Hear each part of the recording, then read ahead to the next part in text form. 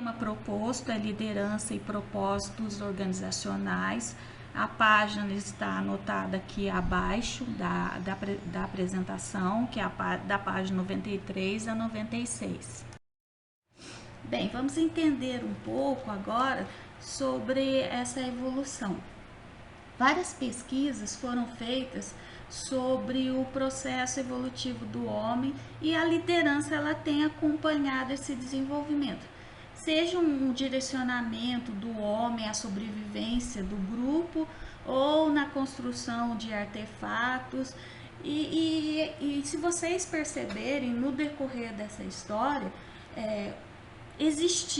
surgiu um líder que acabou direcionando esses grupos sociais. Com o tempo, as teorias foram surgindo sobre as lideranças, sobre a liderança, como nós vimos na aula anterior, né? Peço para vocês ficarem atentos. As primeiras teorias que nós vimos eram teorias motivacionais. As da aula anterior são teorias voltadas à liderança. E as teorias, essas teorias voltadas à liderança, elas têm por objetivo ajudar a identificar pessoas com qualidades, com características de liderança. A teoria dos traços, ela é uma dessas teorias, né? Depois de muitos anos de pesquisas, a teoria ela apontou que através dos traços da personalidade, as organizações conseguem identificar os perfis de liderança. Então, dentro dessas teorias, surgiu a teoria de traço, depois as teorias comportamentais, que são os estudos da Universidade de Ohio, de Michigan, tem também a grade gerencial, que tem objetivos, essas teorias elas têm por objetivos, os objetivos são similares. Então elas pegaram todas as características, as características da personalidade de liderança e classificaram em duas categorias, uma orientada para a tarefa e a outra orientada para as pessoas.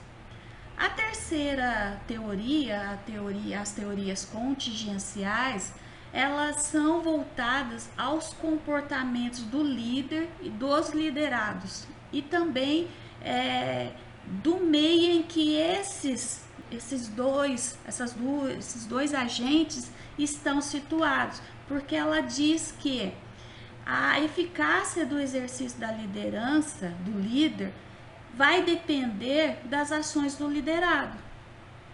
Se o liderado não corresponde às propostas do líder, o líder não consegue exercer uma liderança eficaz, ok? Bem, hoje as lideranças, elas têm que estar muito envolvida com a missão e visão dos valores da organização. Porque essas organizações, elas estão em constante evolução. O cenário hoje, o cenário globalizado, ele é altamente competitivo e Soto, ele cita que o líder, ele aparece como uma figura central e responsável e também idealizador da cultura organizacional. Então ele tem esse papel fundamental dentro de uma organização. Perceba que a imensa responsabilidade que a liderança tem que ter sobre o mundo organizacional. Bem, as novas tendências, né, nós vamos ver que, embora temos visto que a predominância do mercado de trabalho ela ainda seja dominada por homens, até porque no momento das contratações a gente tem presenciado que há um perfil já criado, desenhado por aquelas pessoas responsáveis que decidem na contratação. E essas pesquisas, elas vêm comprovar que há uma diferença muito acentuada de líderes masculinos sobre as lideranças femininas, mas que também há um forte indício de que as mulheres elas apresentam uma liderança muito mais efetiva, muito mais interativa.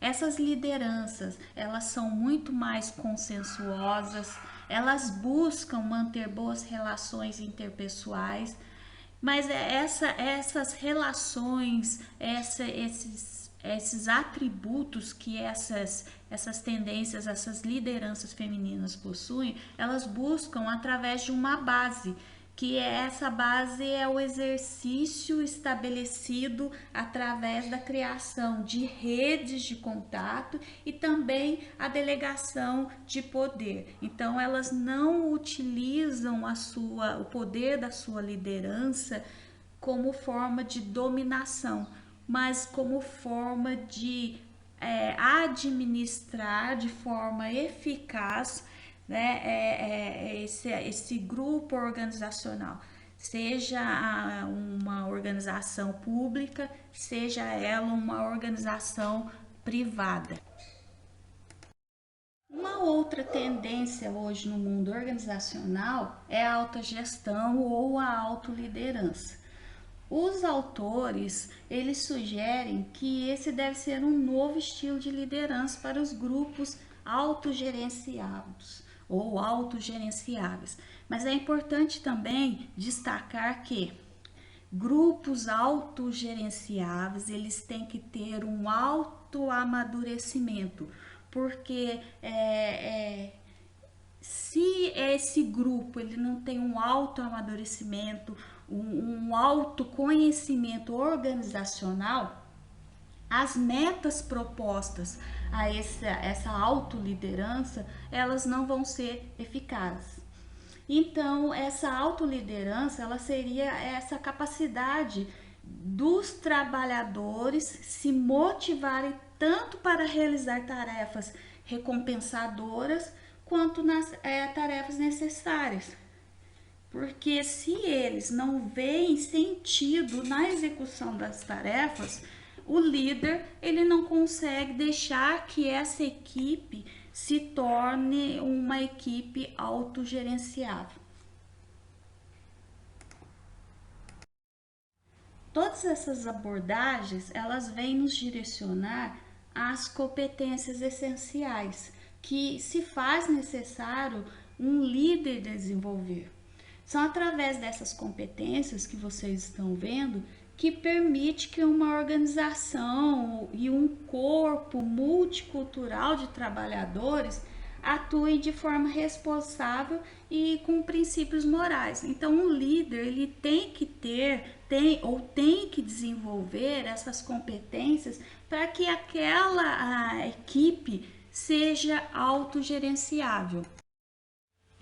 E aí vem surgindo as teorias contemporâneas, que são a liderança carismática, a liderança transformacional e a liderança visionária. Essas teorias, elas trazem um objetivo em comum. Elas vêm apresentar o líder como indivíduos que inspiram, influenciam seus seguidores por meio de palavras, ideias e comportamentos. Então, essas seriam o plus do exercício dessas lideranças. Uma outra contribuição que eu trouxe para vocês também está relacionada à palavra carisma. Por que liderança carismática, né? A palavra carisma, ela vem do grego e duas grandes áreas abordam esse significado, tanto na teologia quanto na sociologia. E se vocês confrontarem a definição da palavra carisma com o objetivo das teorias de liderança, principalmente a liderança carismática, vocês vão chegar exatamente na questão da influência. Essa influência que é exercida do líder sobre os seguidores, através das suas competências comportamentais. façam a leitura, vejam o significado na teologia e também na sociologia e confrontem com a definição da liderança. Vocês vão ver vários pontos bem importantes que justificam a nomenclatura liderança carismática. Uma outra contribuição, eu apresento a vocês esses personagens que foram e ainda são considerados grandes líderes. E a pergunta é, o que eles têm em comum, né? Que é além da liderança? É o carisma. Eu coloquei para vocês dois links. Um link é um discurso que o Steve Jobs fez na faculdade Stanford e Mandela logo quando ele assumiu o governo da África do Sul. Então são dois links, são dois vídeos curtinhos, no máximo acredito que tem uns 15 minutos cada um. Eu peço para vocês assistirem esses vídeos e identifiquem o que eles têm em comum. Por que eles são denominados e são chamados de líderes carismáticos, tá?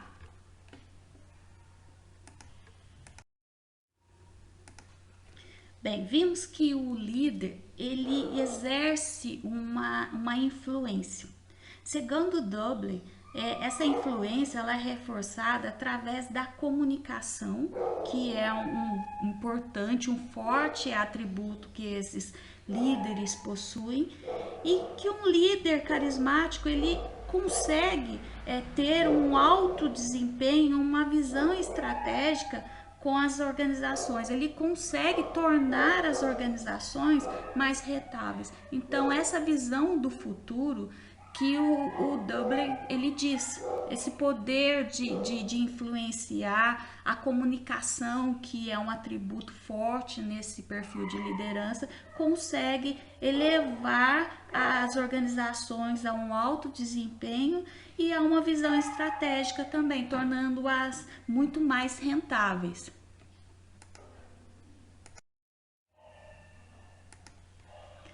Bem, o outro autor, Robbins, também apresenta que os liderados consideram a liderança carismática como sendo uma capacidade heróica ou extraordinária, pois os liderados eles identificam nos líderes determinados comportamentos. Então, isso é tão destacável, o comportamento do líder carismático, que os liderados conseguem identificar esses atributos, essas competências, essas características. Esses comportamentos identificados, eles são considerados como competências chaves e entre elas nós temos a visão do futuro, o inspirar confiança, o risco pessoal e o comportamento não convencional. A visão do futuro é aquela que é uma proposta ou uma meta idealizada pelo líder que ele quer atingir, que ele quer levar a organização a atingir a alta performance e também transformar essa organização em algo diferencial no mercado. Ele quer torná-la muito mais lucrativa. A característica de inspirar confiança, ela é exercida a partir da influência que o líder tem sobre os seus liderados. Os liderados, eles estão dispostos a apoiar o líder, apoiar a proposta do líder quando eles sentem essa confiança. Então, é essa proposta que o inspirar confiança, é a partir dessa influência que o líder consegue mobilizar os seus liderados. Quanto à questão do risco pessoal, o líder carismático ele está disposto a correr riscos pessoais. Ele assume os custos de suas atitudes e os líderes sacrificam-se para atingir a meta idealizada. Então ele é responsável pelos seus atos, pelas suas ações. Na questão do comportamento não convencional, os líderes carismáticos apresentam comportamentos vistos como inovadores, que não são tão comuns, que não são tão encontrados no mercado organizacional. Também não são encontrados como, não são vistos, melhor dizendo, como comportamentos normais. Então, eles têm essa diferenciação. Por isso que é denominado um comportamento não convencional, porque eles são vistos como inovadores. Eles se diferenciam das demais lideranças. A liderança transformacional, ela é uma teoria que propõe que a inspiração, a influência é um meio que cause impacto nos liderados. Então, essa é a proposta. Então, o inspirar, o influenciar é um instrumento eficaz para que realmente os liderados se sintam impactados. E essa liderança, esse estilo de liderança, segundo Dublin, consegue impactar estrategicamente no meio organizacional e também nos meios e também nos liderados, sobre os liderados, porque ele vai direcionar e vai inspirar não somente o meio organizacional, mas todos que estão à sua volta. Bem, a construção, a base da teoria transformacional é a teoria transacional. Essas duas teorias, elas se complementam, até porque a liderança transacional, ela também tem por objetivo motivar seus liderados em direção às metas que são definidas. E um instrumento que essa liderança, essa teoria utiliza é a comunicação. A comunicação, ela tem que ser muito clara para os liderados, porque ela tem que expor quais são as funções e o que também, quais são as tarefas que os liderados devem cumprir e quais são essas tarefas são exigidas. Então, um instrumento importante dentro dessa dinâmica, tanto da teoria transformacional quanto da teoria transacional, até porque o fator motivador é levar os liderados à alta performance. Um instrumento que deve ser utilizado de forma eficaz é a comunicação. A comunicação tem que ser clara aos liderados, porque é através dela que vai dizer quais são as funções e quais são as tarefas exigidas e que devem ser cumpridas.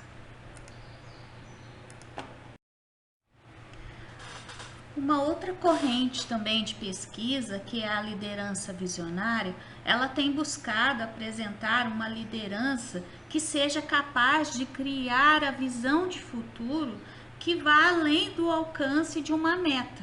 Então, esses líderes visionários, eles devem estar em constante desenvolvimento dessas habilidades e conhecimentos. Então, ele não deve estar estagnado. Eles devem estar reavaliando as suas ideias através das opiniões ou das reações dos seus colegas, dos seus pares ou até mesmo de especialistas.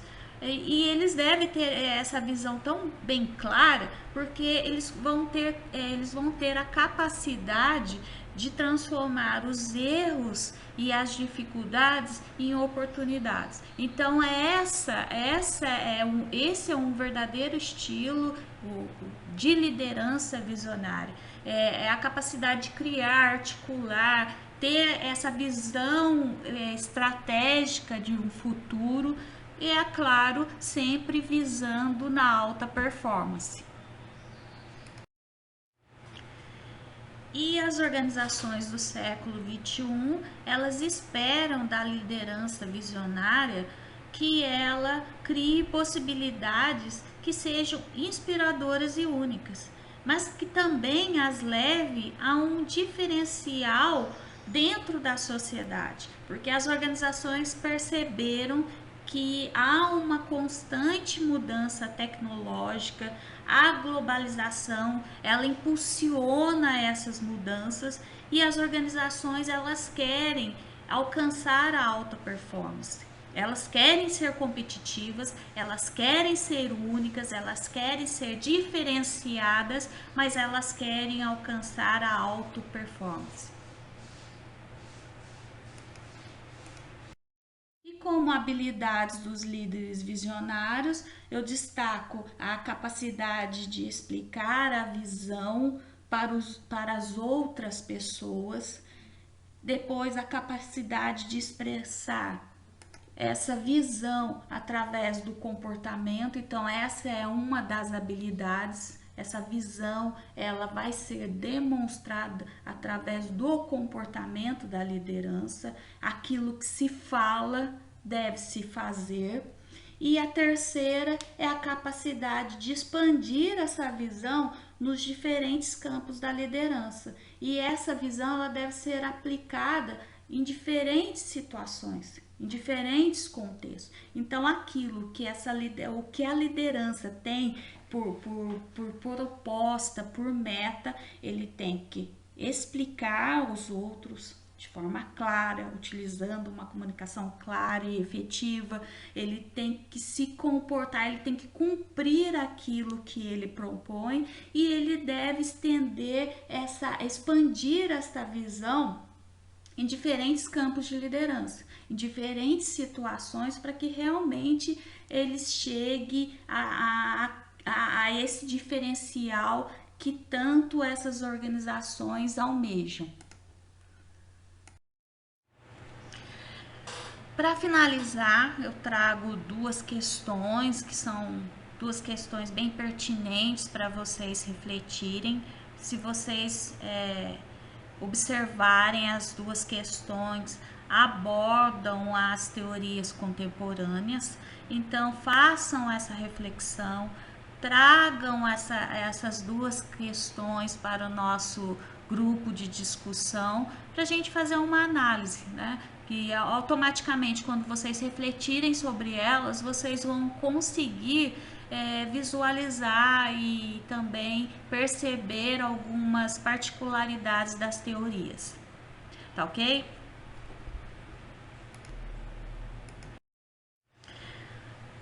Bem, finalizando, eu trago para vocês uma contribuição, né, que são dois tópicos que abordam o papel da liderança, né, qual é o papel central do exercício da liderança e o que as pesquisas propõem sobre o estudo da liderança, o que essas pesquisas têm contribuído para essa compreensão sobre o exercício eficaz da liderança, tá?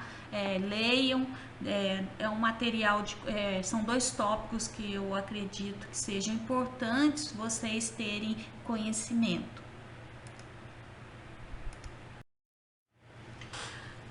Bem, eu estou direcionando o e-mail para vocês. Eu peço que vocês leiam o conteúdo da apostila, para que a gente faça uma interação no próximo encontro. Se vocês tiverem dúvidas, a gente consiga no tempo, né, proposto saná-las. E o que eu estou pedindo aqui para vocês antecipem as questões até domingo. Me encaminhe via e-mail as questões, as dúvidas, para que a gente consiga abordar no horário da nossa interação, tá? Só não esqueçam, procurem colocar o assunto do e-mail, porque fica mais fácil de localizar e eu também me organizar na hora da abordagem das dúvidas.